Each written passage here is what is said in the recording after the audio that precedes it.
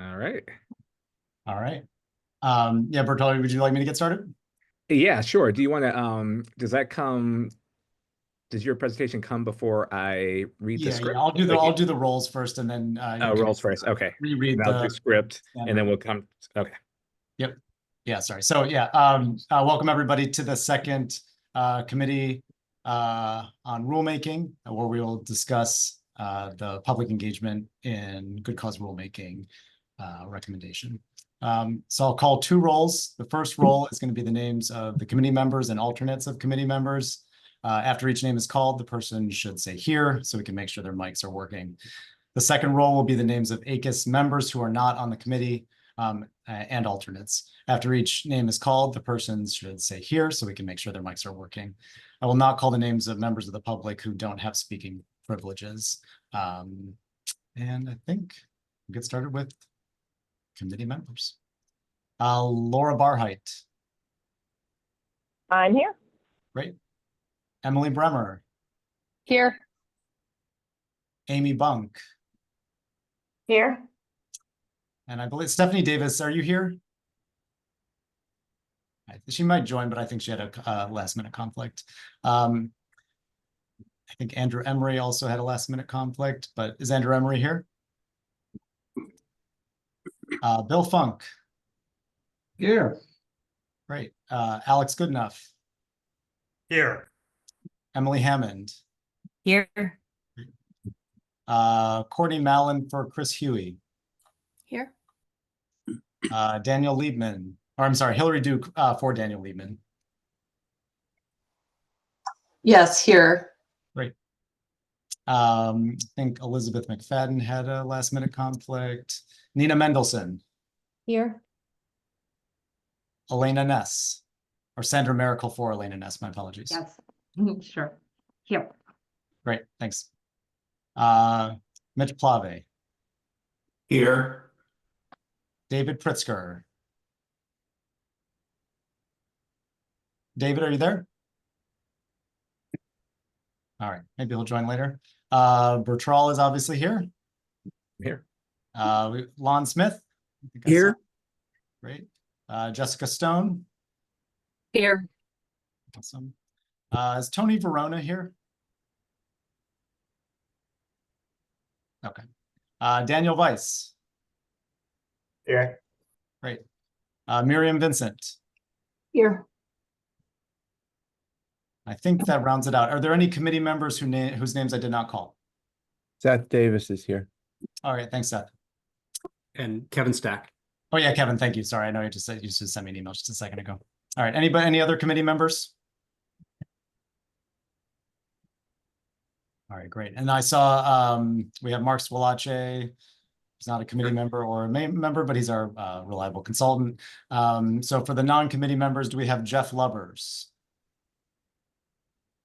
Yes. Hi. Good morning. Thanks. Matt Weiner. Matt, as of now. Ron Levin, I see. Here.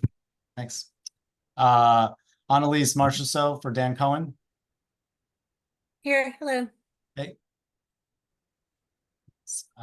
Do we have Heather Sokolor from Department of Labor? Yes. Here. And I don't know if you got me, David Pritzker. Oh, thanks, David. Gotcha. I'll just add, is Kristen Hickman here or no? Okay. Is Steph Tatham here? Okay. Is there anyone that I missed as part of the role? Michael Hertz. Oh yeah, Michael, thank you so much. I know we were emailing. Sorry, Lisa going EPA. I totally forgot to RSVP. My apologies. Oh, no problem. So you're just here as an alternate for Helen Serasio? Yes. Okay, great. Thank you so much. Anybody else who I missed? Okay, Bertrall, I'll turn it over to you. Okay, thanks so much, Ben. So I will start by providing the protocols for today's meeting, the second meeting on good public engagement agency rulemaking under the good cause exception. So please note that ACUS members, including government members, public members, senior fellows, liaison representatives, and special counsels, whether or not on the committee, and their designated alternates have full speaking privileges. To avoid background noise, though, I'd ask that you keep your microphone on mute and either use Zoom's hand raise feature or add a comment on the chat feature if you'd like to speak. I'll then call on you and you can unmute yourself, but please then remute yourself when you're done. I also ask that ACUS members and their designated alternates use the webcam to facilitate conversation. With respect to attendees other than ACUS members and alternates, participation requires the unanimous consent of the committee members.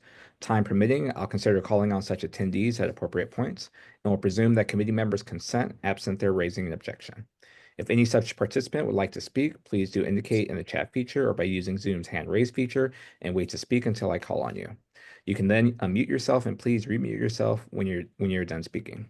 For all participants, please use the chat feature only to indicate that you'd like to speak, or for committee members and their alternates to vote when asked. Please do not hold any sidebar discussion or put substantive comments in the chat feature. Only members of the Committee on Rulemaking, including government members and their designated alternates, public members, senior fellows, liaison representatives, and special counsels, have a vote. Please do not vote unless you're a member of the committee. We have a list of committee members in case you're unsure. Okay, so we will, initiate this discussion with a bit of background, additional background in terms of this project, and to answer some of the questions that popped up last week about what we are focused on in this project. So Ben has graciously put together a PowerPoint presentation, and he'll present for the next 5 to 7 minutes, and then we will proceed with the meeting. I'll turn it over to you, Ben.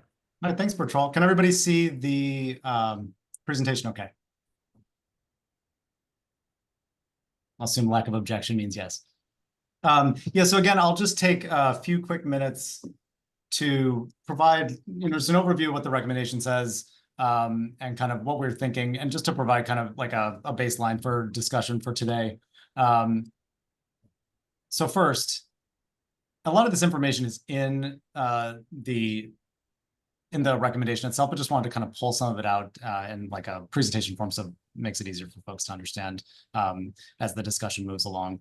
So, two important questions are: what is public engagement for purposes of this recommendation, and what is good cause rulemaking? And I guess we'll put to the side for a second whether good cause rulemaking is an acceptable term or not, but I'll just kind of use it for purposes of this presentation. So public engagement is any activity by an agency. Oh yeah, hold on a second. I don't know why my notes are visible, but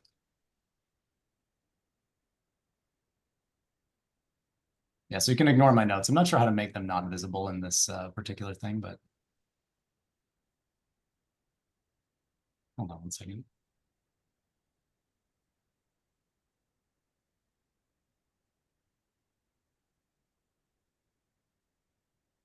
All right, I'll just continue because there's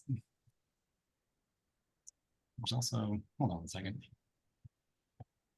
Technical difficulties are a lot of fun.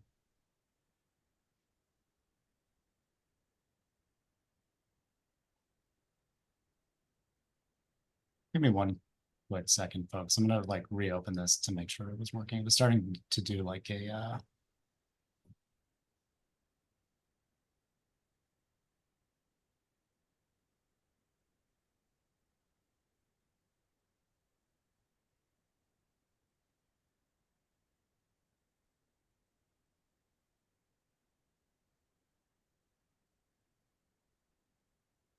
thanks for bearing with me here, folks, for one second.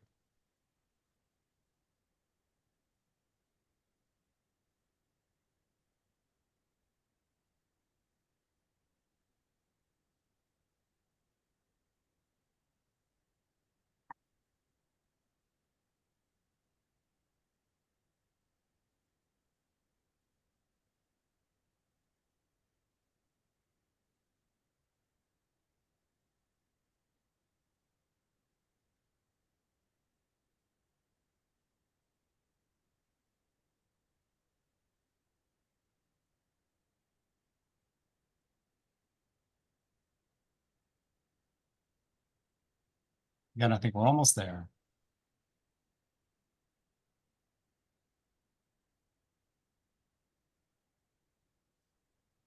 All right, how's that look now to folks? Looks good. Looks good. All right, No great. notes. Apologize. I'm gonna have to I'll have to go even faster now that I've spent 3 minutes doing this. So yeah, again, so what is public engagement in good cause rulemaking? Public engagement refers to any activity by an agency to elicit input from the public. And that's just the definition that's drawn from ACUS recommendation 2018-7. And what is good cause rulemaking? Good cause rulemaking is any rulemaking that falls within the terms of the exemption. And it, at least for purposes of this presentation, it includes rules that agencies voluntarily undertake public engagement for, even if it's not legally required. So why engage with the public in good cause rulemaking? There's probably 2 reasons in the context of good cause rules why we would want agencies to engage with the public. One is to help the agency determine whether the good cause exemption applies to the rule. And then the second is that it may provide information that helps the agency develop a rule or modify it outside of whether the good cause exemption applies. So there are different rationales, obviously, for whether public engagement is warranted, depending on the rule. And it could be that the rule has substantial effects on the public, or is likely to be complex or controversial. Those might be reasons why we want agencies to engage more in good cause rules. The rationale could be weaker if the agency lacks time or discretion to adopt the rule, if the public doesn't have input to provide on the rule, or if public engagement itself would undermine the rule.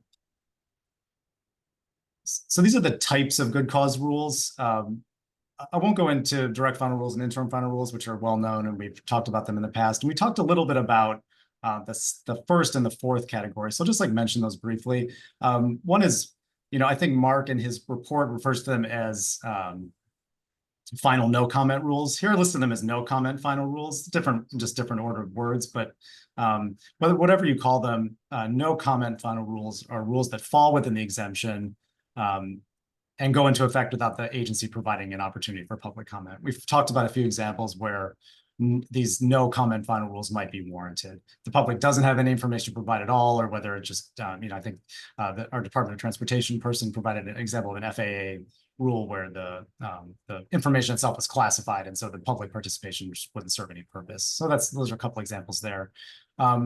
This fourth category of voluntary notice and comment rulemaking, again, it could be considered something that agencies shouldn't do if they have a legally available exemption under the good cause exemption. Why do it if it's not legally required? But it is something that agencies do, and it's something that we might want to recommend that agencies do. I provided a site to an executive office for immigration review rule, in which the agency said in the final rule that they could have, but didn't rely on the exemption when they pursued notice and comment rulemaking for that particular action. So we can provide these sites later if folks want to look at it, but that was kind of an interesting example. It might not be super common, but it's something that does occur, this kind of voluntary notice and comment rules that could have been pursued as good cause exempt rules without a notice preceding the final rule. We also talked about temporary rules in the first meeting. So temporary rules at their kind of root are, and Miriam Vincent may want to speak to this a little bit during the meeting, but they're rules that are effective for specific and limited periods of time. So they could be good cause rules, and they often are, but they're not always. I provided one example of a Coast Guard rule that was temporary, where they actually did a notice of proposed rulemaking prior to the rule. There's other examples of temporary rules that are not good cause rules. There's the kind of now historical example of IRS relying on the interpretive rule exemption for certain temporary rules. And I think we know these rules well from Professor Hickman's work. But those are just some examples of temporary rules that are not necessarily good cause rules. But again, it's common for temporary rules to be good cause rules. So how do agencies engage with the public in good cause rulemaking? Going back to the initial broad definition about eliciting information from the public, the most common way is just requesting comments in connection with the rulemaking. And it could be a direct final rulemaking, it could be an interim final rulemaking, it could be a voluntary notice and comment rulemaking. And then this is kind of the prior ACUS language from recommendation 2018-7, these forms of supplemental engagement. And that's the language that recommendation uses. It's different types of public engagement to supplement the rulemaking process.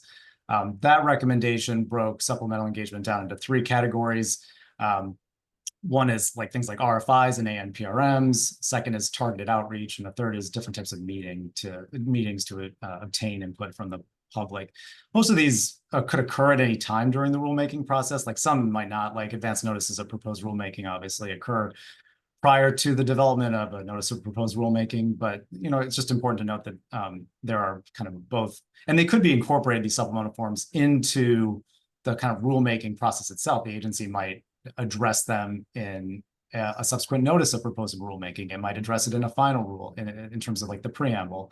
So they supplement the process, but they are kind of distinct from just requesting comments, or requesting input as is required by the Administrative Procedure Act. So this is just a list of some example agency rules where agencies use supplemental forms of engagement in good cause rulemaking. Again, we can provide the sites if folks want to take a look at them afterward. But just wanted to list those here. I won't, just in the interest of time, I won't go through them.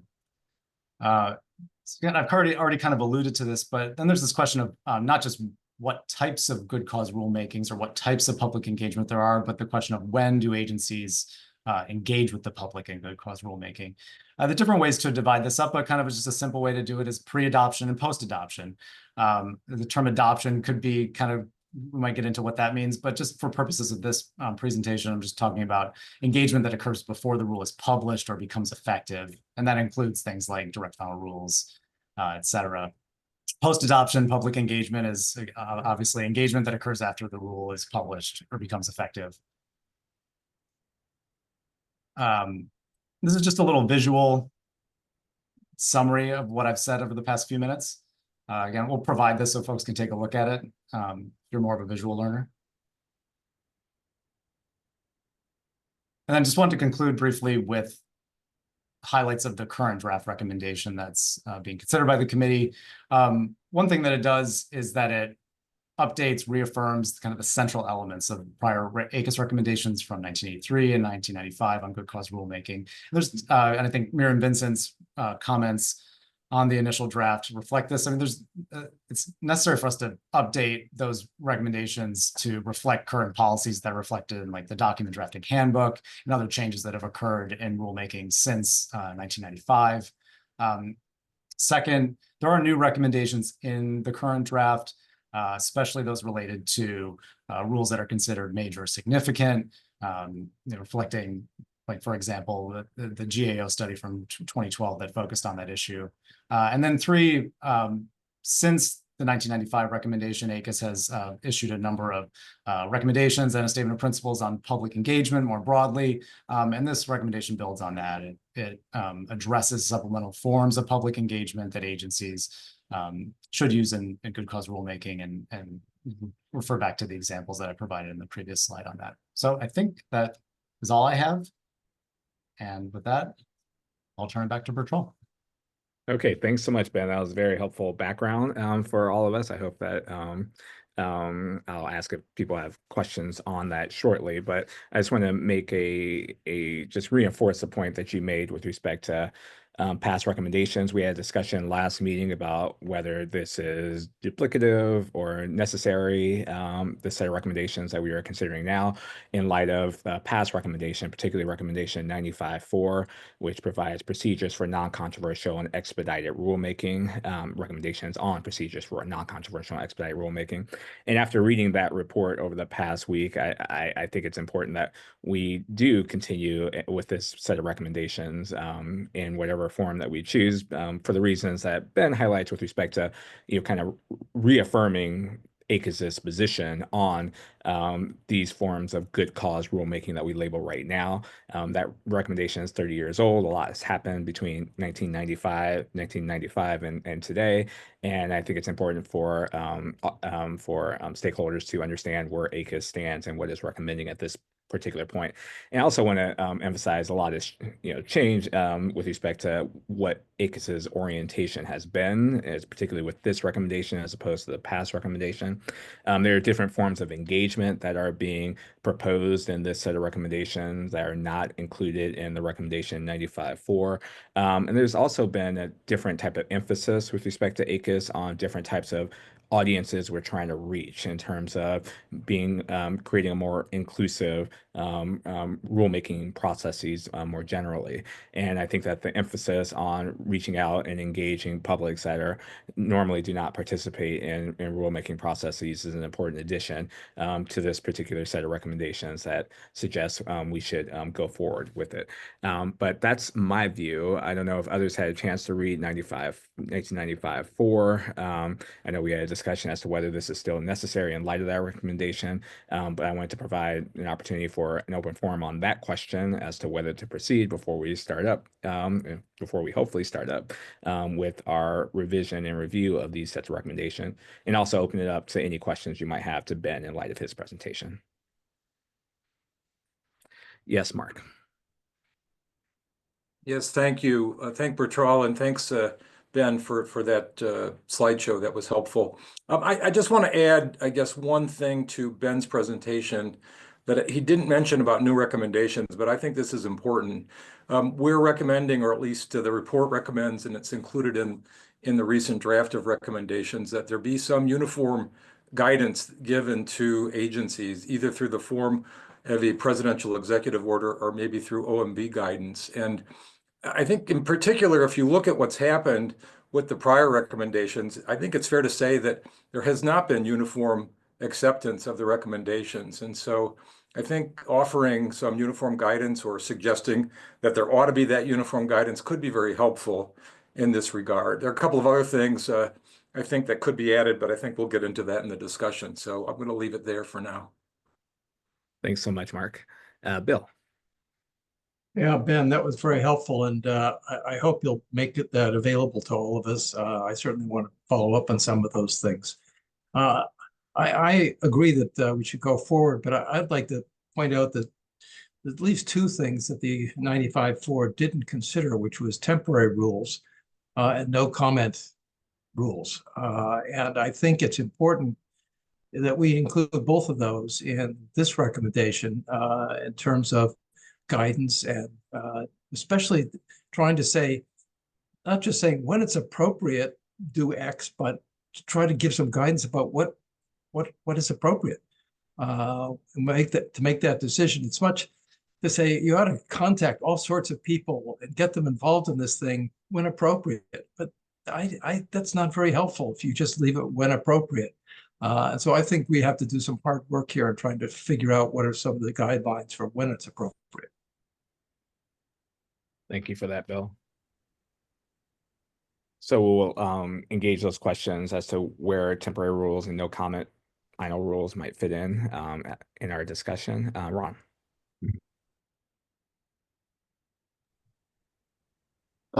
Yeah, I just want to note that 95-4 did address temporary rules. The preamble says, in the case of impractical and contrary to public interest, provide post-promulgation comment. This recommendation does not apply to temporary rules, i.e., those that address a temporary emergency or expire by their own terms within a relatively brief period, such as rules that close waterways for boat races or airspace or for air shows. Okay, so that's raised the question. Yes, Bill.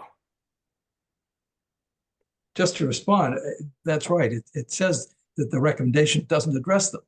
It defines them, but it doesn't address them. And I hope that we will address public engagement with respect to temporary rules, rather than just saying this doesn't apply to them. Okay, fair enough.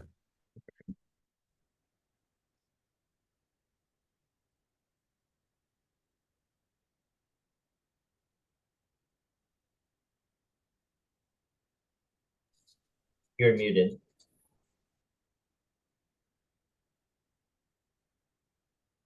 Hey, Bertrand, I think you're muted. Thank you.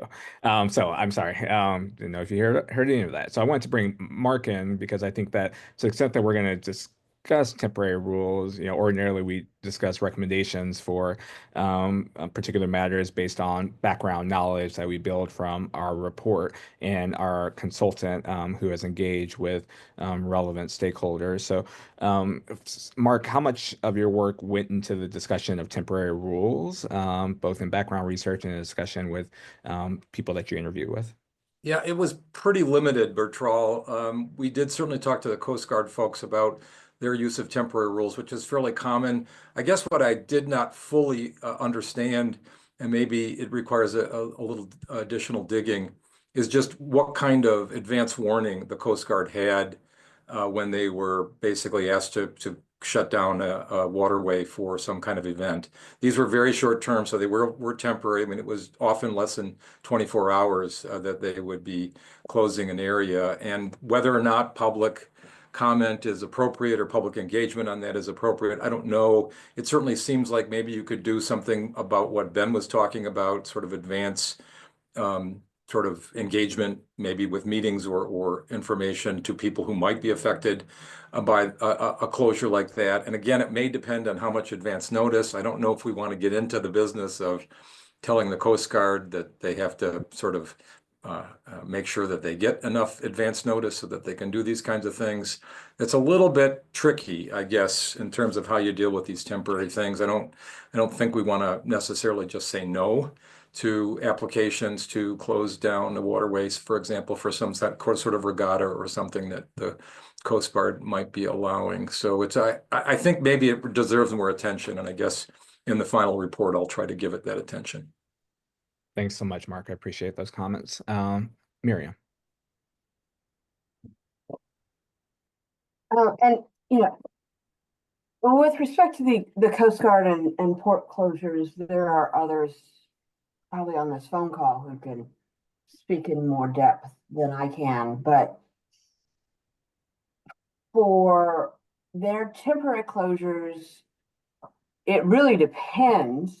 Some closures, like for July 4th in New York City, they got lots of time, lots and lots of lead time, because that's an annual event, even though it's temporary. And they build for that. And other times they have a very short lead time, but they also have a procedure for actual notice for people who are using the port that goes along with the publication that is the constructive notice. So they're actually notifying people in the port physically and directly to get that actual notice of any kind of temporary change. And that goes hand in hand with the publication of the short temporary rules. And so, but how much that is, how long that lead time is, how long the closure is, all of those are very circumstance specific. So there is no one size fits all process for every time they do something. Right. So, I mean, that suggests that we might want to tread carefully with respect to thinking about recommendations for temporary rules, especially given that we haven't built necessarily the background of knowledge to make an assessment of what temporary rule recommendation might be appropriate. But it doesn't preclude that we include something in the recommendation, but we might want to be careful in that regard. Jeremy. Yeah, along those lines, I don't want to speak for Andy, but I think it's certainly a great topic that we could take under consideration for a future project. Obviously, lots of ACUS projects build on previous projects and come out of recently adopted recommendations. So one option for the committee is just to leave it to the office of the chair to actually consider this as a future topic for a recommendation project in the short term. Great. Thanks so much, Jeremy. Good Okay, so sorry, Andy, was that you? Yeah, I was just saying that sounds good to me, everyone. Okay. Thanks, Andy. All right, so if there are no objections to proceeding, we will return and we'll start from up top because the process was a little bit disrupted, a little bit all over the place. So I want to just start from the beginning so that we have a good sense of how one recommendation might relate to the next. There are some changes that have been made to the early recommendations in light of comments at our first meeting. And there could be additional changes that are suggested going forward. We'll proceed as we normally do. We'll go recommendation by recommendation, and we'll take into account comments that were given to us in advance of this meeting that we will consider and deliberate about with respect to revisions and changes that we might want to make to the proposed recommendation. So without further ado, we'll start with recommendation 1, for which there has been some changes made based on our first meeting. Give you a chance to read those and then ask for comments or suggestions on that first recommendation.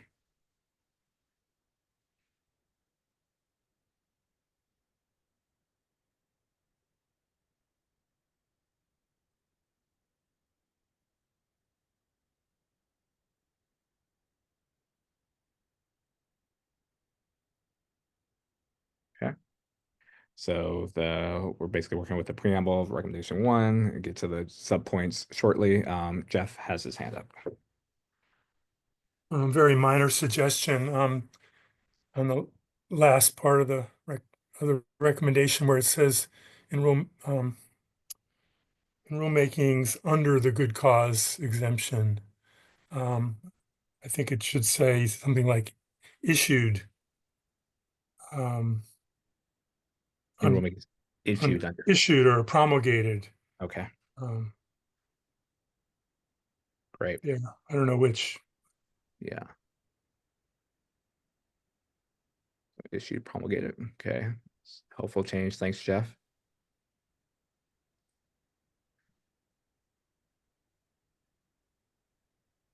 Any other comments or suggestions with this part 1 before we move to A? Alex? So I think I mentioned this last time, but some of these recommendations appear to be somewhat inconsistent with the basis on which agencies may be invoking good cause. Frequently the factual situation for good cause rules is that there is some motivating factor that means that either it's unnecessary to engage with the public because it's not expected that engagement would maybe result in substantive feedback. But maybe in the context of IFRs, there's a situation where it would be impracticable to do public comment in the time necessary to get the rule finalized. So here, again, suggesting that agencies should voluntarily engage with public when issuing rules that fall within the good cause exception, it seems a little bit contradictory. So I'm wondering whether maybe add to the beginning of that sentence instead of invoking the good cause exception, because this seems to be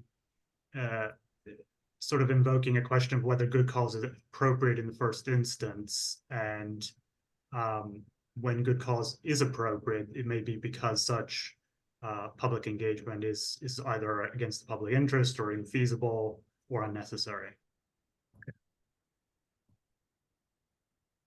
So your suggested change, Alex, if I'm trying to characterize it,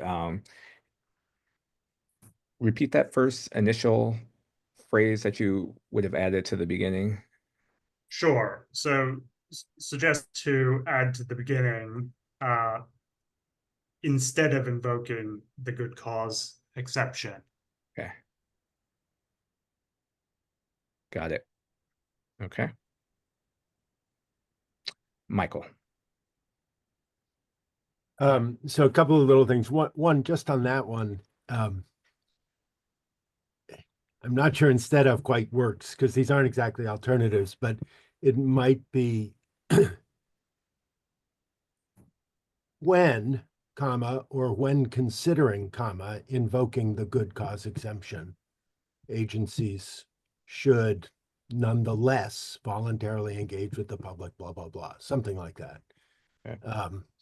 So because the point is the basic thrust here is even if they're not going to go through full-fledged notice and comment, we want them to be in touch with the public as a general rule. And one of the reasons, but not the only reason, is that it will help them figure out whether notice and comment is in fact whether there's good cause for foregoing notice and comment, right?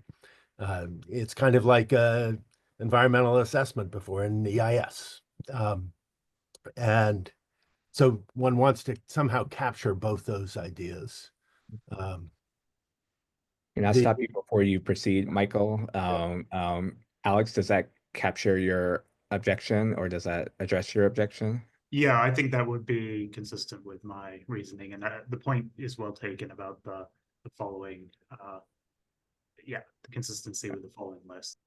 Okay, thanks, Alex. Okay, back to you, Michael.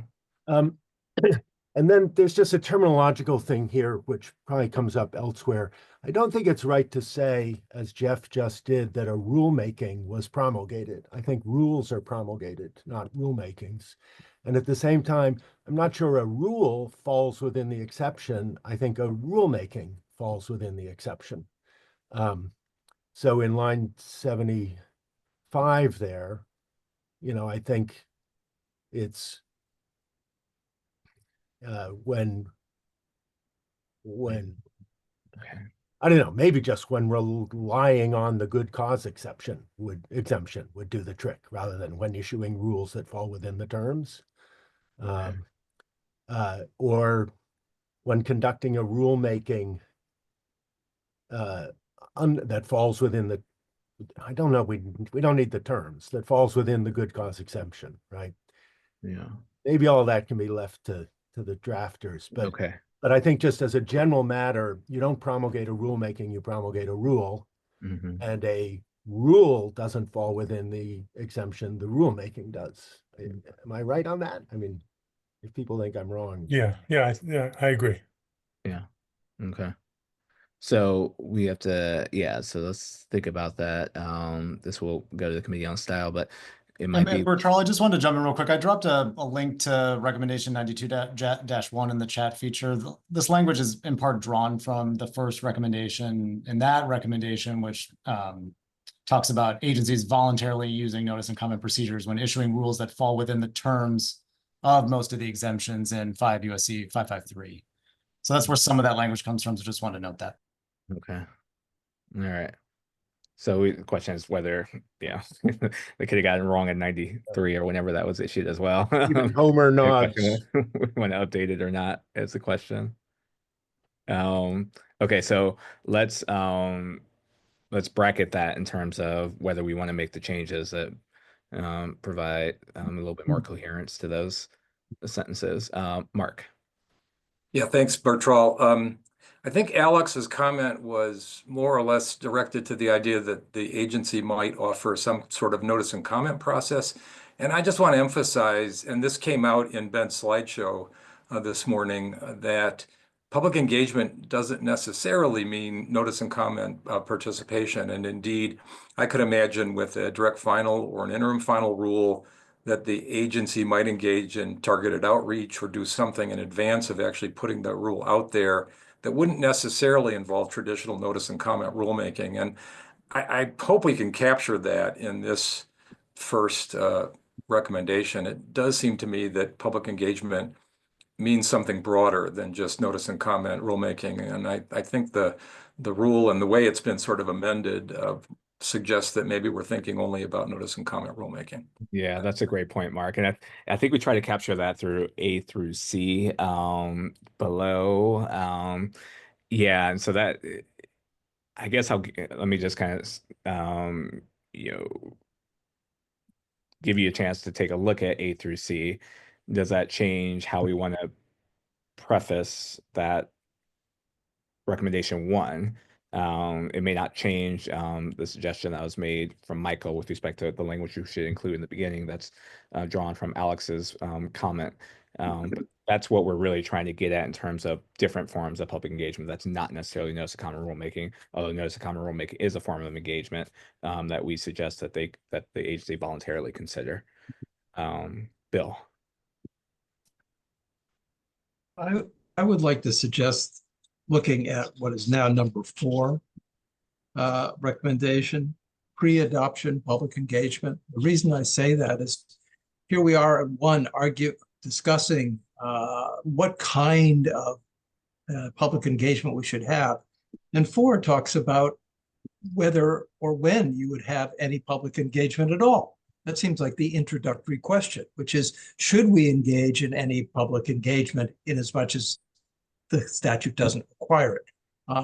And I think that actually, because it sort of frames when it might be appropriate, when it might not be appropriate, it answers some of the things we've been discussing about in what's now number one. So I think having whether you should engage in it, then the next step is, if you engage in it, here are some of the ways that you can engage it, depending upon the kind of rulemaking you have, what kind of good cause exemption you're using. So I really think that this number 4 would be the first thing we should consider, which is whether we should do this at all. So your suggestion, Bill, is to move 4 up to make a recommendation 1. Yes. And then move what's recommendation 1 down below recommendation 4. Now, okay. Well, at least after the first one, right? Okay. Okay, this is all right. Let me just hold off on that one, Bill, your comment, and then let me hear from Ron, and then we'll think about whether that movement would be appropriate. Ron. Yeah, so I agree with the substance of what Bill is saying, that it's putting a cart before a horse. And to just say briefly, I think there will be a lot of situations now addressed by 4 in which public participation is not something we should recommend, because it is unnecessary, or because it's impractical to do it. But then, to get back to the language we were massaging with Michael, maybe what the paragraph should say is, if it's a close case. Right now it says, if they're considering invoking the exemption, maybe we should say more explicitly, if it's uncertain whether the exemption applies. Then you might want to get a little information from the public about whether it does or does not. Okay. But if it clearly does, then the very nature of the exemption suggests that it's too pressing a matter, or too trivial a matter, to do notice and comment. If it's not even worth taking notice and comment about it, because it's too minor, technical, uncontroversial, then I'm not sure why you're doing any secondary outreach. But yes, if it's not clear whether it does fit within the exemption, then I think getting more information about whether it does or doesn't might have more merit. Okay. And so would that suggestion be a suggested change from at the beginning, from what Michael has proposed, building off what Alex had said, or would it fit in at another part of recommendation 1? So as I envision, it would be something related to what's on line 74. 74. So it's Okay. just not just considering, but in a situation where the applicability is uncertain. Okay. So in a situation where the applicability of the good cause exemption is uncertain. It's not that elegant, but I could put that language right after the language invoking the good cause exemption. Right. Okay. Okay. So what's this? Bill. Well, I just say that if you moved number 4 up to number 1, to proceed number 1, then what is now number 1 could say, when, after consideration of the factors in the previous section, you decide that it's unclear, or it would be worthwhile, then, in other words, now number 1 could follow directly from the considerations that you had in what's now number 4. Okay. Okay, so before we proceed with Michael, it's kind of hard to sort of see this all together. Could you move it down a little bit, Ben? Yeah, do you want me to move down towards number 1A, 4, BC. or current number 4 right now? Okay, so what comes before number 4 right there, or what's number 2 right now? Yeah, so we've deleted number 2, which related to right. And who then we engage with, and then now number 2 is about kind of procedures that agencies should use, which we haven't discussed yet. Right, we haven't discussed. And one of the questions is whether, what's 3 should go above not only 1 but also 2. Okay. why don't we just as based on Bill's proposal, move current 3 up to the top?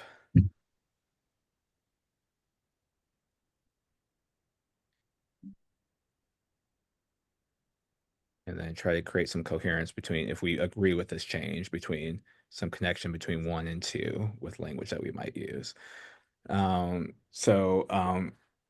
let Michael speak right now because I know he had his hand up. Might not be for the question I'm about to raise, but the question I want to raise after Michael speaks is whether the committee agrees with the movement of former recommendation 4 or 3, depending on how you're counting, up to recommendation number 1. But Michael. So this is relevant. I essentially agree. I think Bill's got it exactly right. But if you look at old number 1, if you could just scroll down to old number 1, I think that that first sentence still works before old number 4, what's now above it, with a slight, and because what it says is if such engagement will help agency determine whether the exemption applies, right? That's getting at Ron's point, and it's a little duplicative with the language that has now been moved before. And I think that the first sentence here, partly it's a little awkwardly phrased, because maybe what it should say is, when considering invoking the good cause exemption in 5 USC 553 BB, agencies should engage with the public in the following circumstances. And then that's the lead in. Instead of having this, if it's useful language, it's the lead into the more specific set of criteria that Bill just rightly moved up here, right? And this also solves the problem of rules that fall within the terms of the good cause exemption as well, right? So. Okay, so just making sure I understand your comment and your suggested change. The language that you just laid out, would that go into? I would put that at the very beginning. Very beginning at leading recommendation into 1. old paragraph 4. And I Okay, think that got it. really, we don't need if such engagement will help, et cetera, because Right. that's what the paragraph 4, that's the work the paragraph 4 is doing. Okay. So we just, under the following, in light of the following considerations, or under the following circumstances, or whatever. Okay. So why don't we, Ben, move that language from Michael, when considering invoking the good cause exemption in 553 USC or 5 USC 553B, agencies should voluntarily engage with the public in the following circumstances. And that would go, all of that sentence would go into what is new number 1. Okay. At the beginning of new number 1.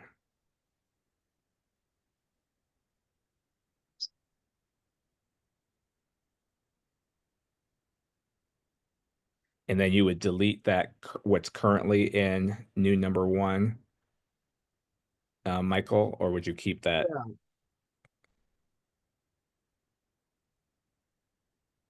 I think I delete it. I mean, and again, there's the whether and the how issue both going on here. Yeah. Okay, and the following stuff. So it would, you have to get, if it is necessary to elicit information the agency needs to develop the rule. Michael, if I could just jump in here. I mean, yes, Bill. What the thing in green now, right? It gives you the factors to consider whether or not you should engage in public at all. Because there's some negative stuff here. It says whether public engagement is necessary to elicit information. It might be helpful to elicit information, whether necessary, whether public engagement is important. That's good, yeah, and whether at the time or engage in it. In other words, those are the considerations whether you should do any public outreach. Then the next thing is, when you've done made those considerations, and you've decided that indeed there's something to be, the gains of public participation outweigh the costs and negatives of public participation, then here are what we do. And then that's what used to be number one. But I don't, you don't start off by saying you should engage in public this thing when it's worthwhile. What the green stuff tells you is, when is it worthwhile? When do the benefits outweigh the costs? When the benefits outweigh the costs, then these are the considerations of what you might do. Michael, is that change your assessment? And that's not captured, Bill, by in the following circumstances? Or in light of the following considerations or something like that? Well, it's not the circumstances, because these are the factors you consider to decide whether or not you should We engage. change the whether to when. I mean, that's a wording thing. I'm not wed to this at all. And we can just start straight up with agencies should determine. I mean, And I would say that in the green part, you should take out "and how," because what we're talking about here is the whether. And then the next step is the how. Okay. So so we will delete the suggested first sentence from Michael unless he objects. And then we will change and then Bill's suggestion is to take out the "and how" in line 66. So remove 74 and 75. Yep, got it. And then delete "how." And "how" in 76. Okay. Thank you, Ben. Ron. Just one question on which I'm unclear here. Bill mentioned that this set of factors here would bear on the benefits and the costs. Where does it mention the costs? This lists whether the agency has the discretion or time to engage with the public about the rule, or whether public engagement is important. But it doesn't say, the idea of good fuzz of direct final rulemaking is to streamline the process, so you don't want to weigh it down unnecessarily, because that way you discourage agencies from doing it at all. They could just use the exemption and do nothing. So you don't want to gratuitously provide for these things. I think that is maybe implicit in C, but not clear to me. Well, in B as well, whether it's important in light of the subject matter of the rule. They have whether it's substantial effects. That goes to the question of whether it's unnecessary. I still think that it's stating that there are variations in the benefits, and you could say in light of the cost of doing it. I have no objection. I have no objection to doing things with A, B, and C to make clear that it's costs and benefits. Okay. Okay. So we'll have to think about whether or how to make that change. That might be a little bit hard to do on the fly in this meeting. Nina. Just quickly, I don't know that we want to advocate like a strict cost benefit balancing rule anyway, but one thing we could do is at line 81, just say whether the agency has the time or resources to engage with the rule, maybe engage with the public. Maybe that would at least capture the relevant considerations. And would you keep in discretion under that, Nina? Would it be discretion? Maybe perhaps I missed something along the way. Apologies if I did. I don't know why discretion.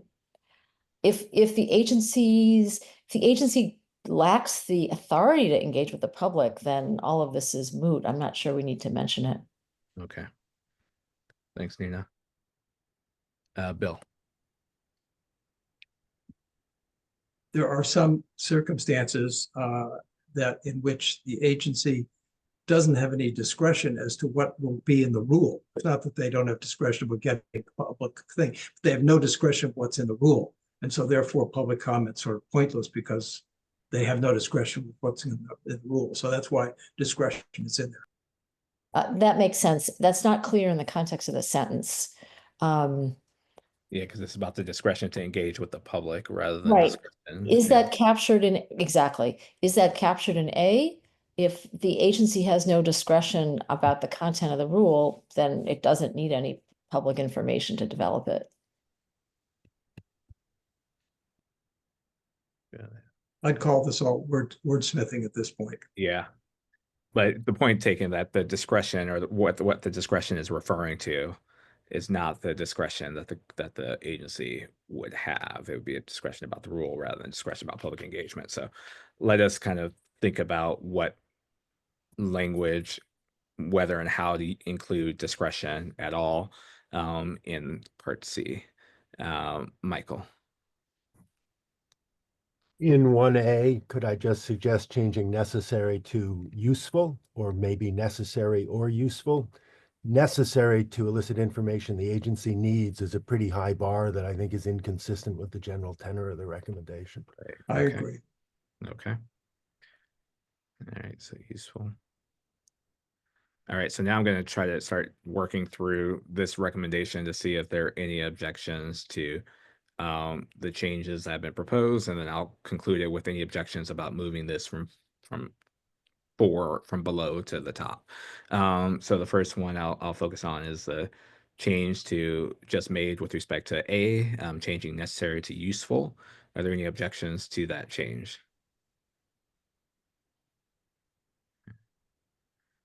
And then moving down to C, the change or leaving aside whether to use discretion or not, but the addition of or resources that was suggested. Are there any objections to that change?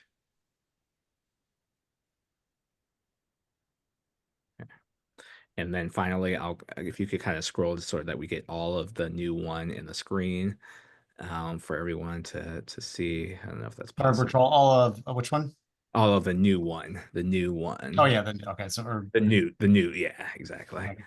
Okay. Can folks see it all? I can't tell from my Yeah, I can see it all. Okay. Oh wait, no, can't see the last line of Can make it C. a little smaller. That Okay, perfect. Okay. Are there any objections with respect to making this the new rule number 1? And we Could we make is useful to would be useful? whether public engagement, you can suggest a would change, be- and I'll ask if there are any objections. Any objections to that change from is useful to would be useful?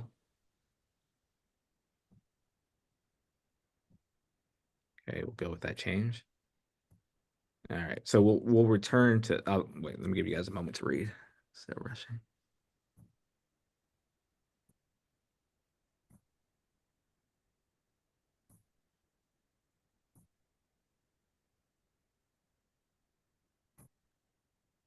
I'm not committing you to keeping number 1 here, just, for purposes of moving on, and then we can always come back to the question of whether this was the right move. But let's try to move to now what's new number 2 to make the transition from 1 to 2 coherent. So we had the change to the first line in 1 and the first line and now what's 2. Whether that change still makes sense or whether we should make further adjustments to rule number 2. Steph. Yeah, I'm so sorry, but before we move off 1, I'm just wondering if the parenthetical at the end of C was meant to illustrate discretion. It doesn't seem as related to time or resources, so I don't know that we need to resolve that now, but just flagging that the parenthetical seems a little out of place. Yeah, good point. Thank you, Steph. Thanks. Okay. So let's go to the question of how and whether to include discretion and what it might relate to in C. Thank you. Okay, Nina. I don't want to slow us down further, but actually the parenthetical seems very much related to time. Those are both time-driven considerations rather than substantive considerations.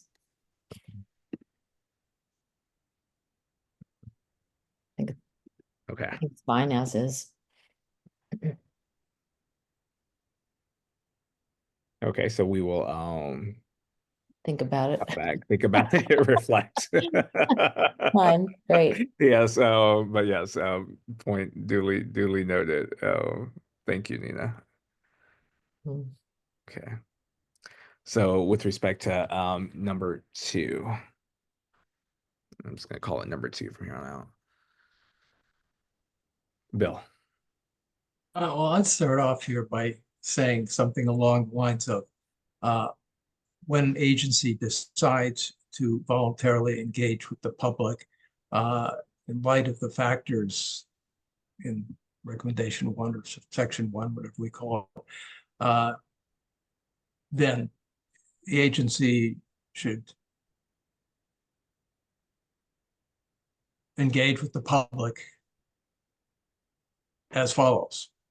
Okay, so let's kind of work through that one more time, Bill. When Sorry. when agencies decide to engage with the public,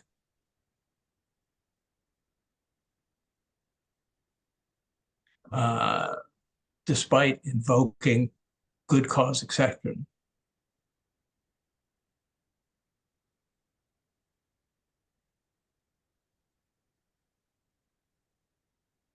it should engage.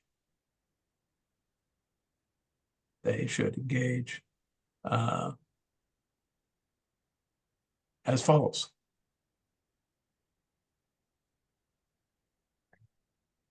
So that would be in lieu of that preamble and leads straight into A. Is that right, Bill? Correctly, correct. So that's the proposed change. Alex. So I just wanted to note that part A refers to voluntarily using notice and comment rulemaking. So I don't disagree with the proposed edit, except to note that we might want to tweak it because maybe to discuss the applicability or the what I'm trying to get at is sort of the agency could legally invoke good cause, but might decide to do notice and comment rulemaking anyway. So perhaps tweaking that introductory sentence to indicate that rather than the agency invoking good cause, the good cause exception is available to the agency. I take that as a friendly amendment. Okay. And so let me see.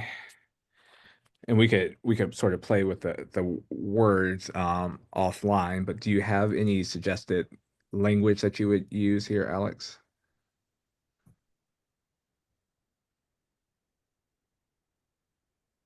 So this is going to be probably inartful, but when agencies decide to engage with the public, despite the availability of the good cause exception, okay, this could use wordsmithing for sure, but something along those lines, just to indicate that it's available. Right. Okay. Thank you. And Bertrand, could we put in when agencies decide in light of the factors in section 1? Paragraph. Paragraph 1. Yeah. Decide in light of the factors in paragraph 1. Right. Okay. To engage with the public. Okay. Ron. Thanks, Bill. In light of what I was saying earlier and I thought was adopted, in distinguishing between situations where it's clear that it applies versus where it might or might not apply. Maybe in this passage, you want to say, despite the possible applicability or the potential applicability of a good cause exemption, that you engage as follows. You may not actually have decided whether it's true or not true. But if you were clear that public involvement is unnecessary or impractical, then I think you probably wouldn't do it. So the language, so it would go something at like, despite the potential applicability of the good cause exemption. Yeah. When agencies decide to engage with the public, they should engage as follows. Would that be right? Or arguable applicability or possible applicability. I think there probably are different ways it can be phrased. Okay. I'm so sorry, I may have understood it. Ron, you're saying put that language at the front, at the beginning of paragraph 2? 85. Yeah, 85. So it would be I put it. despite the potential that slash possible applicability of the good cause exemption. When agencies decide to engage with the public, they should engage as follows.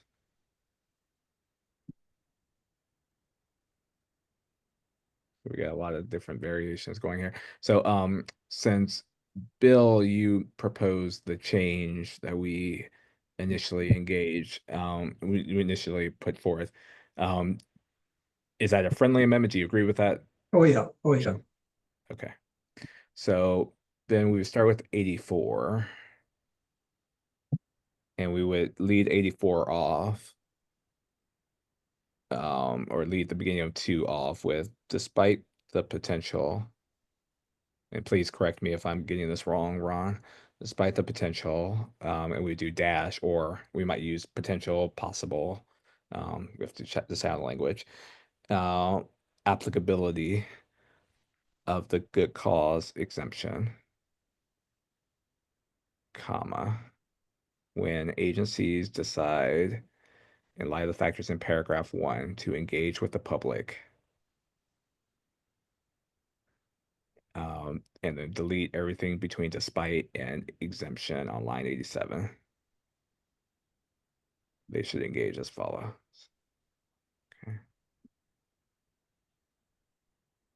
Thanks, Ben. That's sorry. It's just like I don't envy your position, Ben. So I appreciate all that you're doing here. So that's the proposed change. Any objections to that change?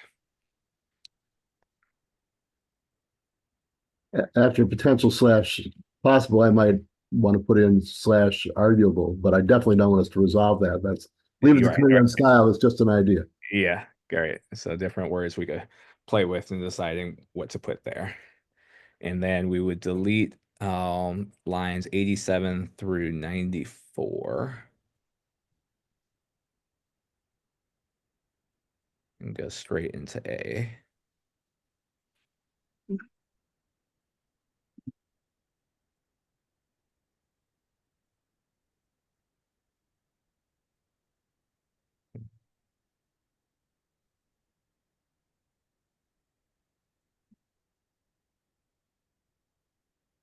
So in light of seeing how that change will look, I'll ask again if there are any objections to the proposed changes to 2 before we get into A through C.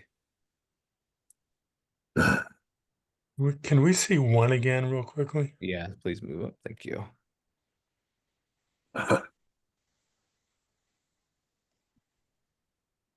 So 1 is before adopting good cause rules.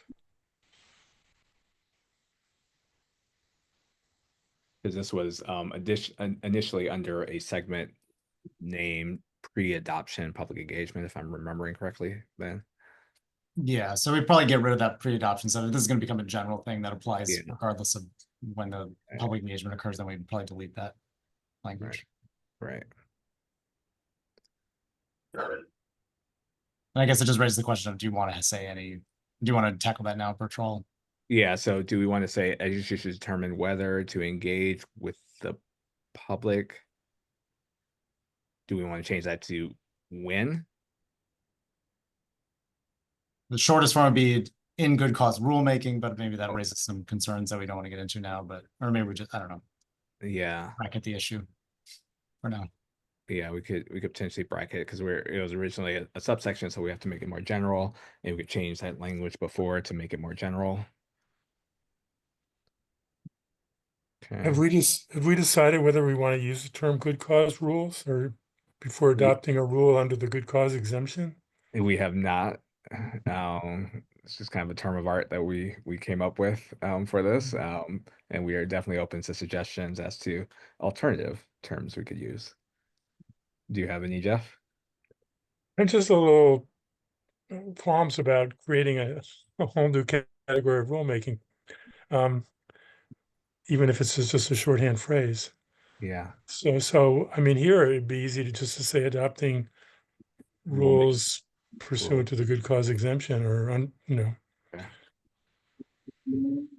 Okay. So we could say agency should determine whether to engage with the public in adopting rules pursuant to the good cause exception. In 553B, I think there's, since there are two good cause exemptions. Right, pursuant to in 553BB, is that right?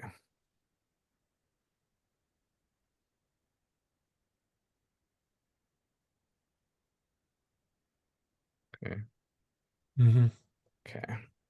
Okay. Michael. Just a friendly amendment to that. I don't think rules are adopted pursuant to the exemption, right? That's not the source of authority to write them. Right. I would say before relying on the good cause exemption, maybe that. Okay. Or invoking. I think relying on. Yeah, that's good. Should we say when relying on the good How to cause? engage with the public. I should determine whether to engage with the public.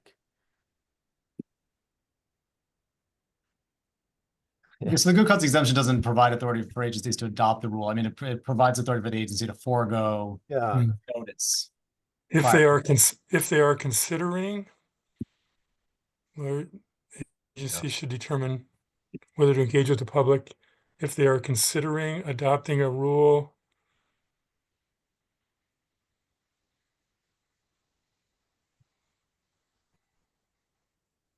How about, maybe this is too many words, but how about saying, it's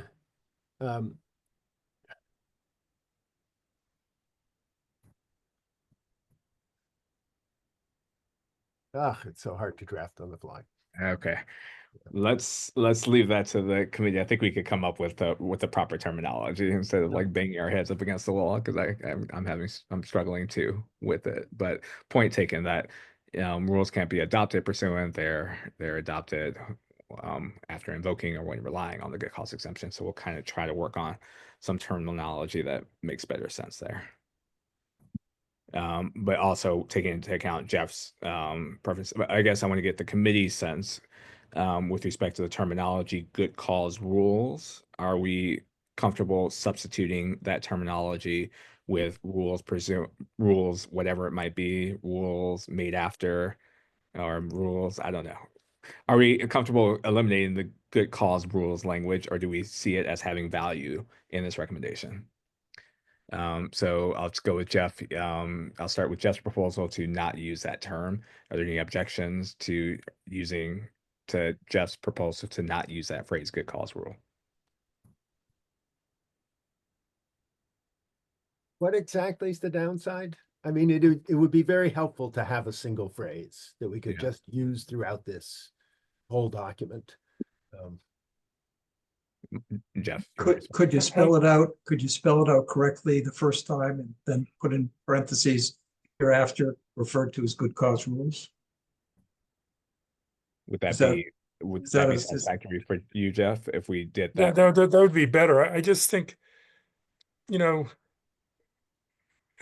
rulemaking, when agencies invoke the good cause exemption, sometimes it makes a lot of sense and it's a good thing to do. Other times they might be abusing the good cause exemption. So I don't really like this idea of creating this category called good cause rules, because agencies are going to be saying, oh, let's just issue a good cause rule here. Just I don't know. Yeah. So the definition is provided. Thanks for Ben for highlighting that for us. Is provided in we haven't gone through the preamble, so you wouldn't have necessarily focused in on this. In footnote 3 is where we define the terms that are used in this recommendation. But if you're still uncomfortable with the use of I guess I'm not going to say, be adamant about it. I just I think you exaggerate how much agencies rely on ACUS recommendations.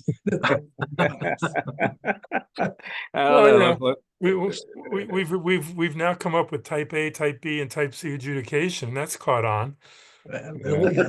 Yeah. Phrases take on a life of their own, and people don't necessarily remember the origins.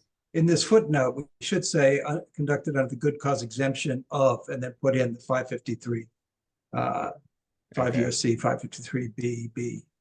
Okay, we'll return to that when we get to the preamble, but yes, we'll note that now so we don't forget that. And we could sort of use, yeah, so Just put it, Ben, just put it in the footnote when you do it. You don't need to put it in the text. It's cited right there, 553BB. Well, I'm saying under the good cause exemption. The question is, which good cause exemption? Yeah, I know it. Yeah. You could take out the, And you don't need the citation or don't need the citation, right? okay. at the beginning, 553B, take that out. All right.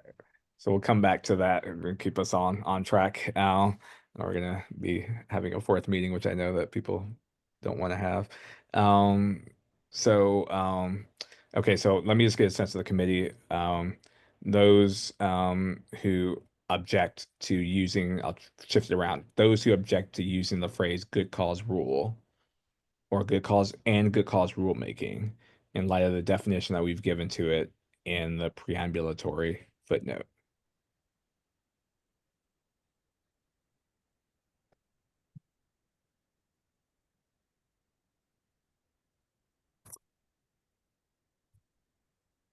Can we repeat that sort of thing in the recommendation itself, just so it's clear? Yeah, so we don't use footnotes in the typically in not as a footnote, but just a parenthetical.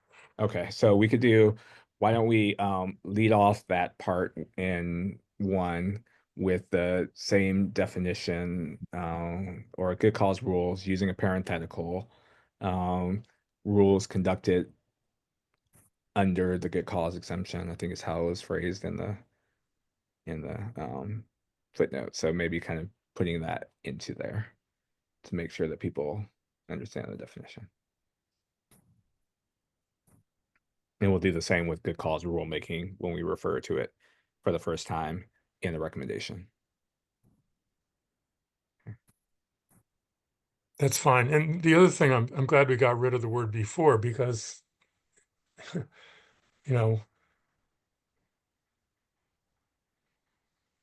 they might not adopt a good cause rule. So they're considering it. Right. Okay. Okay, so let's move back to 2, and we're on A, B, and C. Give you a chance to read and see if there are any suggested comments or revisions to A, B, and C.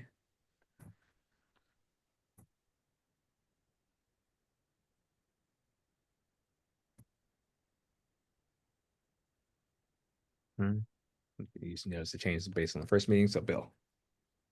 Well, maybe I'm just going to say what Mark's going to say, but I think we should put in here that exactly what Mark was talking about earlier, which is something that just, these are the 3 specific types of kinds of rulemaking, as it were, but the idea of engaging with the public in a way that isn't any of those 3, but is just engaging with them separate from those 3. And I don't know what the wording is, but the idea is there's something besides notice and comment rulemaking, interim final rulemaking, and direct final rulemaking. There's another category of just interacting with them in some way. I don't know how you phrase it, but maybe Mark has something to say. And so C, when we refer to using other forms of public engagement, is that insufficient, inadequate? Can I jump in here, Bertrand, because that's what I wanted to talk about. Okay, yes, Ron. And is that okay, Mark, if I allow Ron? Because I know you. Oh, sure, go ahead. Okay. Yes, Ron.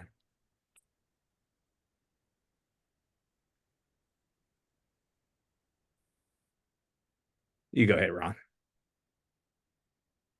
You mean me? I did not seek the recognition. Oh, it wasn't you, Ron. Oh, who said something? Mark, right? Oh, that was Mark. Sorry, I'm just like hearing and seeing. No, it's okay. It's okay. Sorry, Mark. So to Bill's point, I was going to suggest we combine A and C, and maybe say something like in A, say consider voluntarily using notice and comment rulemaking or other forms of public engagement. And then I think I would say as necessary or appropriate to engage the public meaningfully or meaningfully engage the public. Something. I don't like the word appropriate standing alone, I think. it's just too vague to my Okay. mind. So as necessary or appropriate As to necessary or meaning- appropriate to meaningfully engage the public, engage the maybe. public. Okay. Appropriate to meaningfully engage the public. And then I think maybe we don't need C if we do that. I'll defer to others on that, but. Okay. All right, Alex. So I don't disagree whatsoever with the proposal to include a reference to broader public engagement and other forms of public engagement. I just do want to note that those are not legally equivalent to notice and comment rulemaking, so we may want to be careful here. Again, I think it's appropriate to encourage agencies to use those broader forms of engagement, but I would want the language not to suggest that it's equivalence. So I guess I'm trying to look at the wording. I guess maybe my main objection would be to using or. Okay. If we're going to address them both in the same point, maybe use and. Okay. Or alternatively to keep them separate in separate points to avoid that confusion. So, okay, so consider voluntary using notice of comment rulemaking and other forms of public engagement and as necessary or appropriate to meaningfully engage the public. So, just to kind of get a sense of your preferences and where they stand, would you prefer that they be kept separate or yeah, just kind of how you would prioritize your two different preferences? So I think with and that's adequate to address my concern. But Okay. If others would prefer to separate them, I'm fine with that as well. Okay, thanks, Alex. Michael. So, sorry, I think a lot of these concerns are actually misplaced, and it's partly because, Ben, could you just scroll a little so we see the last line in C, which is currently cut off, which is the cross-reference to paragraph 7. Bill, you're concerned about what the hell are these other things? They're the things that appear in paragraph 7. So the way this is structured is to say, okay, one approach is go through notice and comment anyway. And we talk about that in paragraph 4. Second approach, direct final rulemaking. Third approach, interim final rulemaking. Those are in these later paragraphs. And the last approach are these other things like requests for information, blah, blah, blah. And that's all covered in paragraph 7. So I think we're kind of responding to something that isn't really a problem. I'm convinced. Okay. So why don't we, since Bill sees that point, we'll return to consider voluntarily using notice and comment rulemaking as appropriate, I think would be the right frame terminology there. So consider voluntary using notice and comment rulemaking, delete or other forms of public engagement as necessary. And just start with appropriate. Okay. See paragraph 4, consider, okay, so now that's where we are now. You know, people, do we want to keep as necessary or appropriate? Because that was a separate. Delete as necessary. So delete as necessary. I don't even know why you need it's appropriate, but okay. Just consider, you know. Okay. So consider voluntary using notice of comment rulemaking. And I guess a second question I have is, do we need that prefatory language in C, or can we just say consider using other forms of public engagement, parenthetical C, paragraph 7?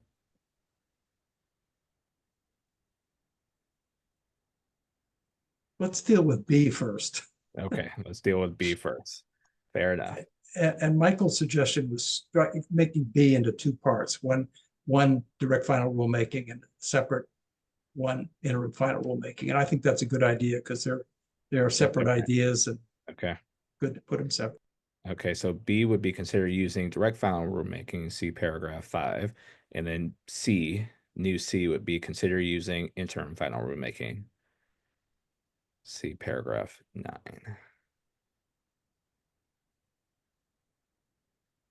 Any objections to that change? And then I would have an or between C and D, not and. That would be my preference. Okay. So B and then C and then or. Okay. Okay. Annalise? Just not sure that the fact that two starts with despite makes sense with consider using DFRs or IFRs because you're using it, it's not in spite of it. So perhaps despite isn't the appropriate term for two, Okay. or what just be what when using the good cause exception or So your suggestion would be when using the good cause exception or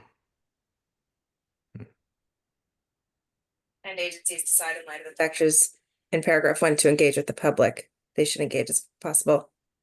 As I'm follows. sorry, that first part cut off for you. What did you say before? Or could you just repeat the whole thing again? Sorry. Sure. When using the good cause exemption and agencies decide in light of the factors in paragraph 1 to engage with the public, they should engage as follows. So I'll return. I think that Ron proposed this change initially when 2 was 1. And I guess I'll just kind of make sure he's like just temporarily cross out using agencies should decide in light.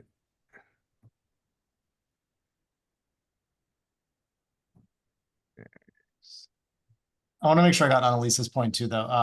But was there anything else? It was just when using the good cause exemption, comma, and then we would delete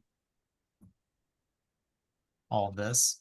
Delete all that through when, I believe. Is that right, Annalise?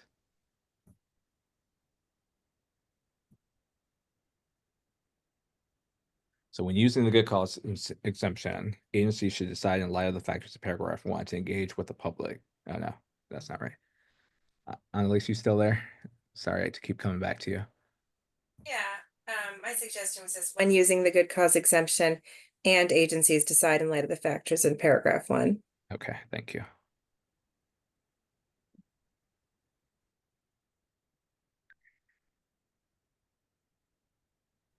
Okay, So I'll just, if I delete it, it'll go away, but I'll just highlight yeah, it now to show that that's delete that. yeah, okay.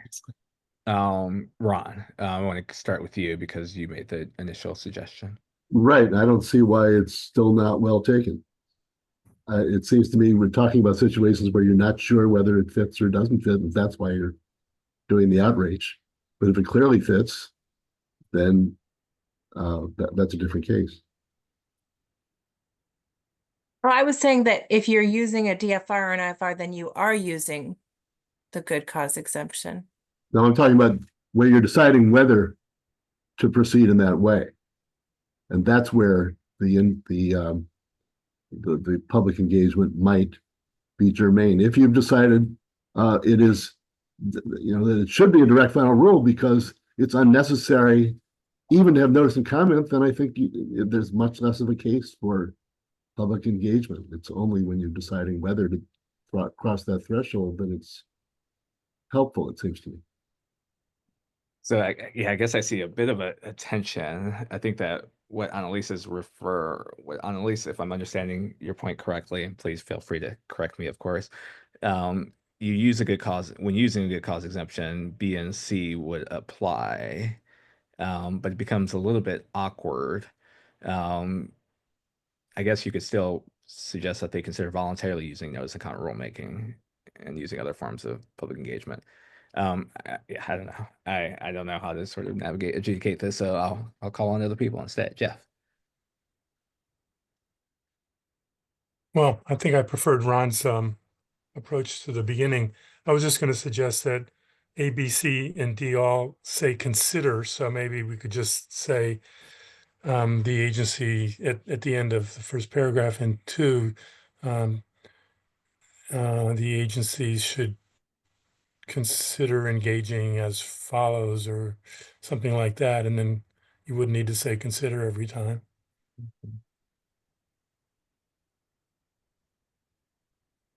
Okay.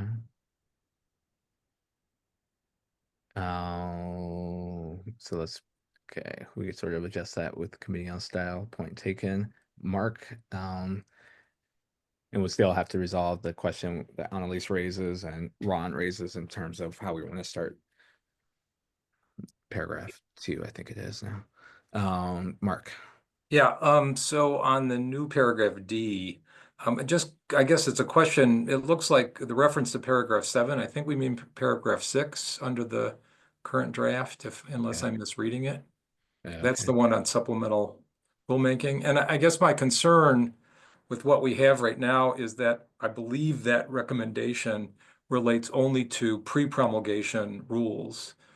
And so apparently it wouldn't apply to IFRs in the same way. And it seems to me that we ought to be talking about other forms of public participation, both for IFRs and for DFRs, or for, any kind of good cause rulemaking. So I don't see I guess I should have it on my computer. Is paragraph 6? It looked to me like it used to be 7 and it's now 6. Am I misreading that, Ben? Yeah. Yeah, and so the paragraphs are probably going to change a little bit because we deleted things, but I'll make sure the cross references are correct. But in any event, it's the one on supplemental Yep. participation, and it refers specifically to pre-promulgation rules, so it would not include, as I read it, IFRs. Okay. Yeah, So so we've let's- also had this separate discussion about pre-adoption versus making it more general as we've done already with paragraph 1. So I think that'll be something we need to address. And there's Okay. maybe kind of a gray area between whether that's committee on style versus like substantive, but it's probably something we can tee up for the next meeting. But yeah, I agree with you, Mark. We'll need to address these pre-adoption things if we're generalizing a lot of this stuff. Dave.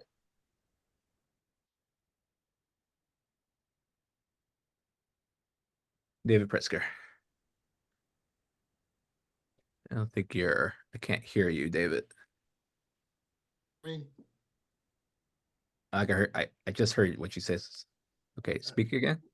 I suggest that an alternative start for paragraph 2 is when using the good cause exemption, comma, if agencies nevertheless decide in light of the factors. So when using good cause exemption, if agencies decide nevertheless in light of the factors to engage in paragraph 1, to engage the public. Yes. Okay.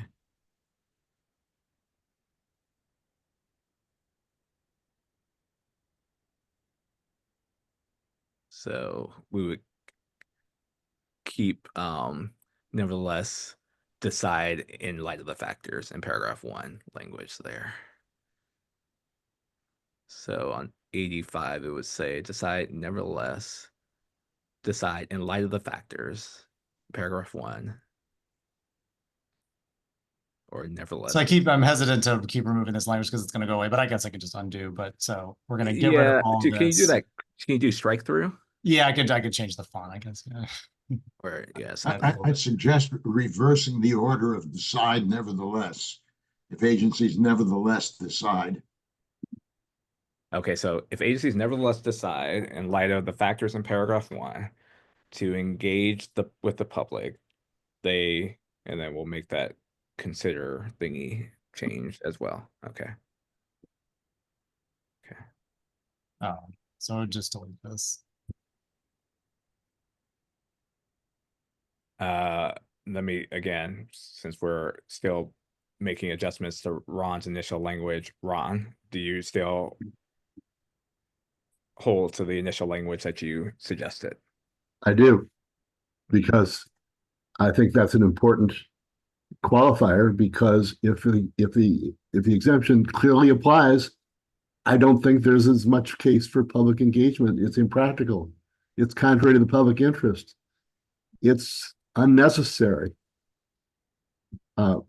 So that belies the idea that you would need all these things. However, I have also agreed that if it's unclear, if it's uncertain whether the exemption applies, then you may want to get more information in order to decide whether it does or it doesn't. So that is I think that's really a difference in the substance of what we recommended. Okay. David, did you have another point to make or a response? No, no, I'm done with that one. Okay. Thank you. Yep. Jeff. Yeah, so number 4A or 2A, consider voluntarily using notice of common rulemaking. This harks back to one of Michael's original comments. Why would an agency ever use notice and comment rulemaking if it is impracticable or contrary to the public interest? So, I mean, I think one way to handle that would be to, since this only applies to the unnecessary prong, to say, consider voluntarily using notice of comment rulemaking, even where such procedures may be unnecessary.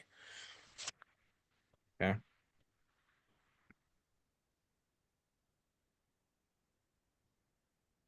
Could I respond to that one? Yes, please. I would say the same logic applies to the unnecessary part. Michael said, well, it would depend on whether the agency takes a position that it's unnecessary because it's minor and trivial, or because the agency believes it has all the information it needs and doesn't want any more. Well, in the former case, the argument I've been making applies.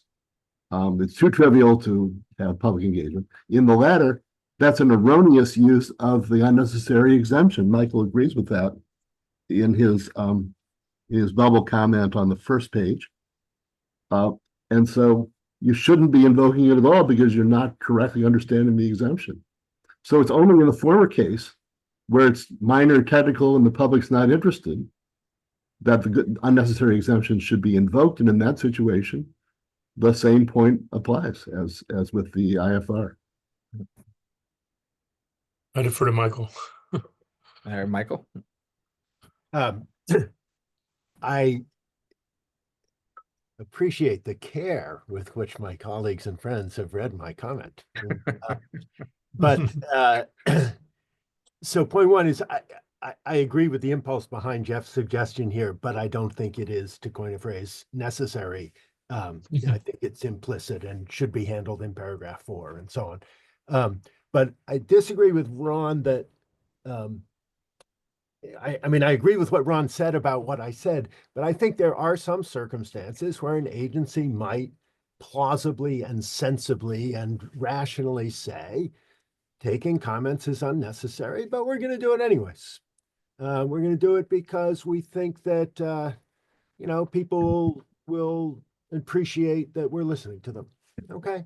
They're not always going to do it. And there may be lots of settings where it's stupid and there's funny allocation of resources, but it's not incoherent. And, there are benefits. The whole premise of this recommendation and the whole premise of the recommendations that are behind it is that there are kind of indirect benefits from engaging the public beyond simply getting some information you didn't otherwise have. And so in that spirit, I think it's reasonable that an agency might, most of the time won't, but might. As a taxpayer, I'm not offended if agencies occasionally hold unnecessary notice and comment proceedings.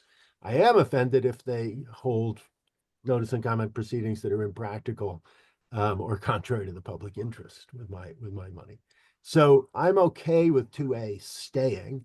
I would want to see the current version of paragraph 4 and just make sure that it's limited to the unnecessary. But despite what Ron says, I'm okay with having this in here and anticipating some possible instances in which agencies engage in unnecessary notice and comment.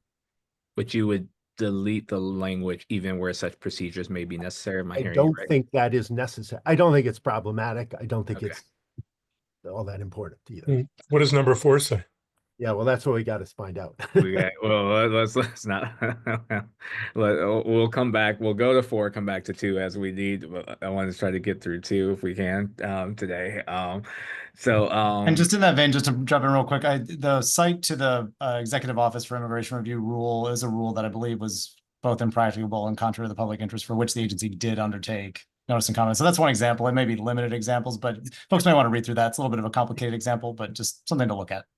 Well, but if they did it, maybe they screwed up. I mean, I guess I'd want to know why it was appropriate to engage in a notice and comment rulemaking that was impractical and contrary to the public interest, right? That's a great question. Ron. With respect, Michael, that's not what the good cause exemption is about. That is, if it isn't minor, trivial, uncontroversial, they don't have good cause under this exemption. Now, if it's governed by 553, they have a discretion to decide how much public outreach they want to pursue, etc. But I don't think that's what this is about. This is a situation where they could not invoke the good cause exemption at all unless it is minor and trivial, I believe.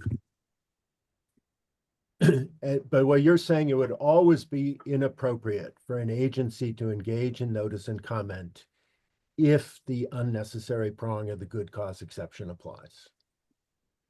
I would say it is wasteful for the reason that you gave in your comment. The reason I relied on this, it was insightful.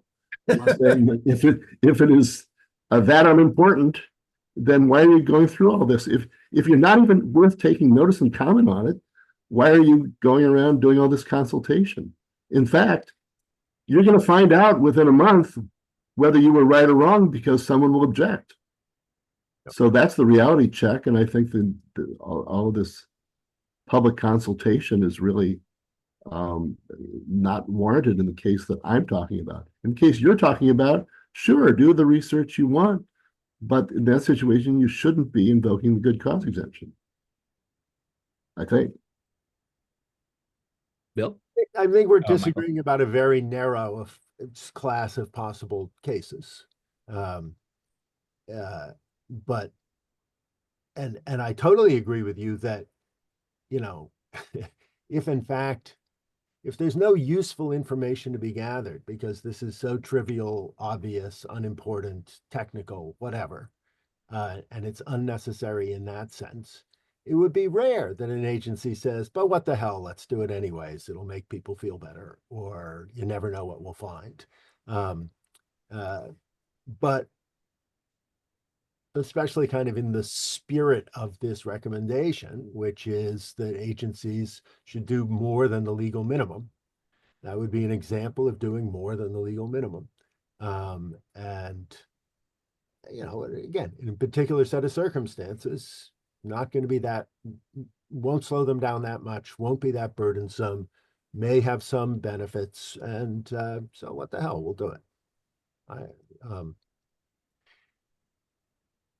Not a hill I'm going to die on, however, at all, right? And if people want to say, look, the whole point about this is what you do instead of standard 553 notice and comment rulemaking, we can drop, you know, references to standard notice and comment rulemaking because that's just not the topic here, I suppose. Yeah. So I mean, I Yeah, guess that's. I was just going to say, it seems to me that Ron is, I thought, especially when he was talking about arguably applicable exception, was the situation where you think it might be unnecessary to have public comment, but you know, I'm not positive, I'm not absolutely sure. Now, in that circumstance, we might do direct final rulemaking, but you know, maybe there's no hurry, so let's do notice and comment rulemaking, just to be absolutely certain. And you know, it's not that much more burdensome than the direct final rulemaking, especially if there's no time issue involved. So I mean, I don't. It's partly this idea of the introductory language when using, that is, you've already decided to use it, right? Or when you might use it, but you haven't fully decided. And that's what Ron's original beginning language for number 2, I thought, took into account. And there ought to be, I mean, again, I think this is wordsmithing, but something that would capture both ideas, that both when you've decided to use it and when you're deciding whether to use the good cause rule, good cause exception, then these are some alternatives to use. All right, so I want to kind of return to that initial phraseology with respect to paragraph 2. First, I want to start with Annalise, because I didn't follow up with her in light of David's suggested revision, and then we'll have a discussion about or raise a question of whether we should adopt Annalise / David's suggested opening versus Ron's opening. So Annalise, do you agree with the amendment as a friendly amendment that David made to your suggested opening? Yeah. Okay. And so now the question, I don't know if we could sort of find Ron's. It's in the comment box on the right. I think it's up a little bit despite there we go. Okay, so those are the two choices we have right now just to expedite the matter. I'll take just kind of a vote of the members of the committee as to which language that they favor with respect to the opening of paragraph 2.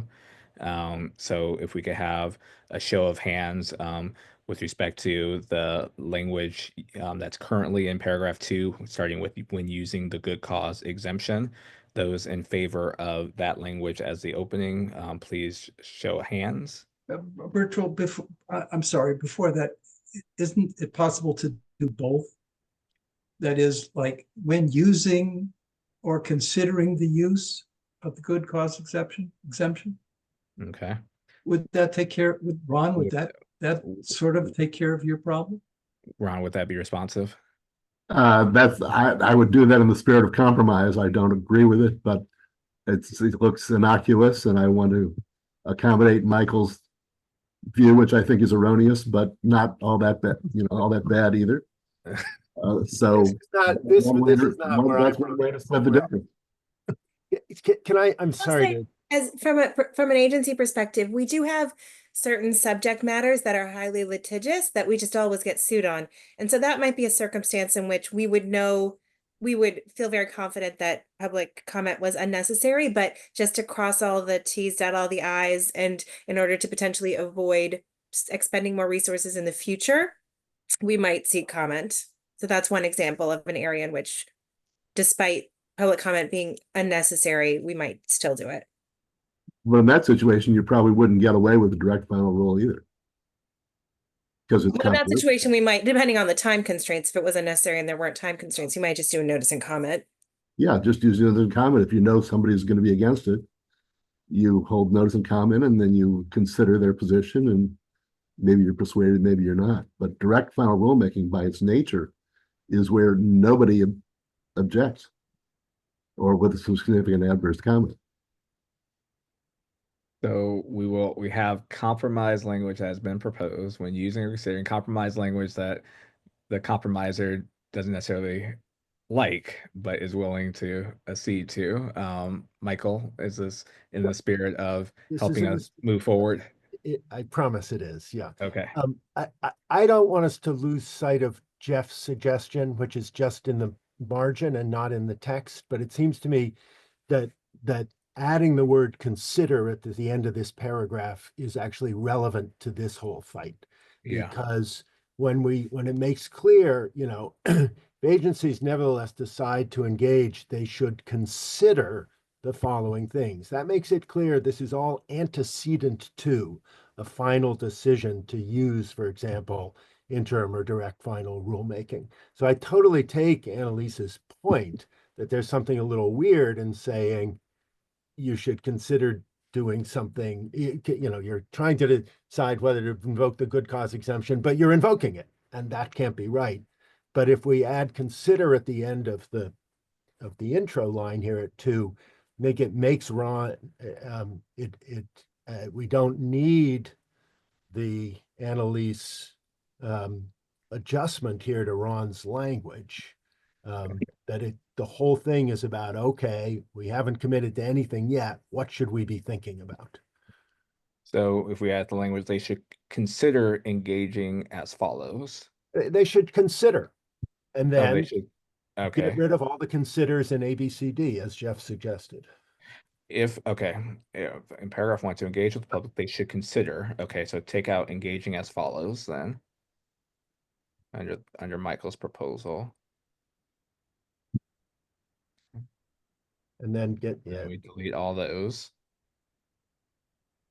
Right. These are what's on the table. Okay, David. And again, I'm suggesting going back to Ron's language rather than what's showing there now. Right. If you stick with what's on the screen now, then you should delete my word nevertheless. Right. So that's still the open question. And Annalise, I assume you're still not willing to accede to Ron's I like language. I like Michael's suggestion. That looks good to me. So if you add the despite, you're willing to go back to despite the potential possible arguable applicability of the good cause exemption, agencies decide. I don't even know what it said now.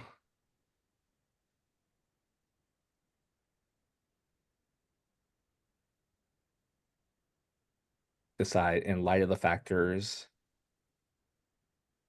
in paragraph 1 to engage with the public they should consider. Okay, so that's now, David, you were also a part of. Well, if you're going with this opening, then put back in the if and I guess you don't need the nevertheless, but I still suggest that the connection being with an if. Okay, so despite the if agencies decide, so it'll be at the beginning of line 86. Yes. We go. Okay. Okay. All right. Any objections to this opening? Well, I think you would probably you would rearrange the words if agencies decide, comma, despite the potential, etc. Maybe that is grammatically. Okay. I agree with that. Okay. So let's have the committee on style make that change, make sure that they keep the in light Maybe of the just if. factors in paragraph 1. Okay. Okay. So subject to the grammatical changes that will be made, are there any objections to the opening of paragraph 2? Well, who's going to choose among potential, possible, and arguable? That is the chair, the kingmaker on the committee of style. Will make that determination and we'll bring it back to the committee, of course. And if we disagree, we can also choose one of the alternatives. May I just inject? As some of you know, I've been around ACUS for a long time, and the origin of the term Committee on Style was that for many years that was Walter Gellhorn. Period.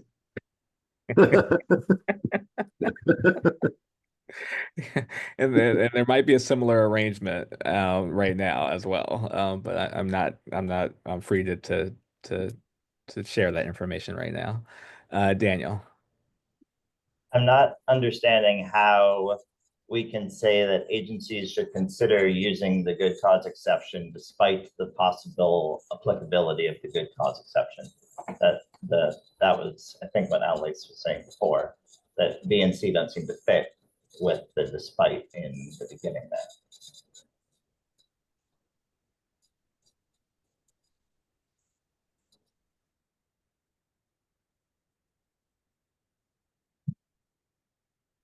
So your point would be those B and C would only apply if the good cause exception applies. Right. So I don't see how we can say you should do that despite the possible applicability of the exception. Well, then maybe arguable is the better word. The point is one isn't sure. And so without resolving the question, you consider the choices listed in A, B, and C. Daniel, is that responsive if we use the term arguable? It just seems like you should only be using the good cause exception if you know that it's justified. Yeah, well, you're not necessarily going to use it. But if you do B, C, or D, then you are using it. Right. That's the point I'm trying to make. Okay, we're gonna have to, I think, potentially, arguably, possibly go back to the drawing board on this one with respect to this opening of 2.